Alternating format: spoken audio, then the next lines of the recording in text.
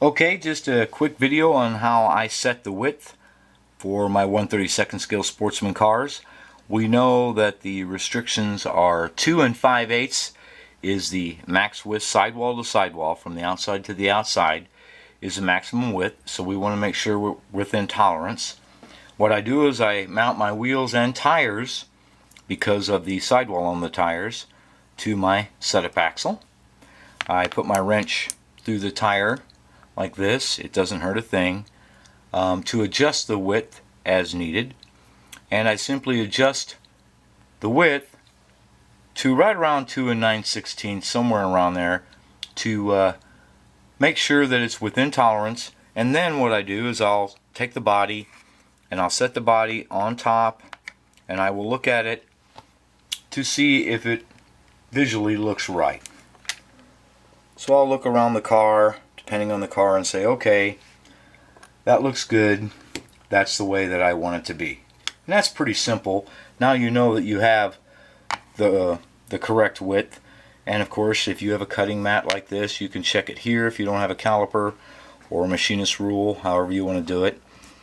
Remove the wrench, then you can always just take and double check your measurement, and you are good to go. Now you're ready to take the tires off and measure the distance between the wheels, and you'll be well on your way of cutting your tubing and getting this chassis done. Okay, we're going to talk about cutting our tube, the correct width for using this bracket with the Parma oilite bushings. These bushings take up 1/16 on each side to add to your width, so you have to account for that if you're going to use this method.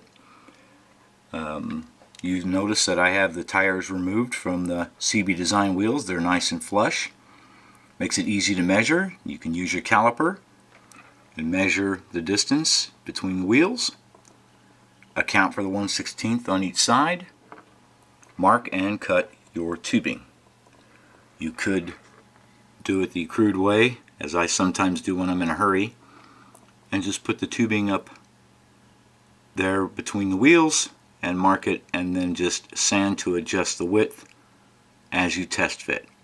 And that's exactly what we're going to do, is we're just going to test fit it now the old-fashioned way. Okay, a quick and easy method to test to see if you have the correct width is your wheels are still mounted on your axle, the bushings are placed inside the tubing, and you slip the tubing inside to see if it's the correct fit. If it's the correct fit, then you know you have the right width of your tubing with bushings, and you're ready to solder it into your bracket.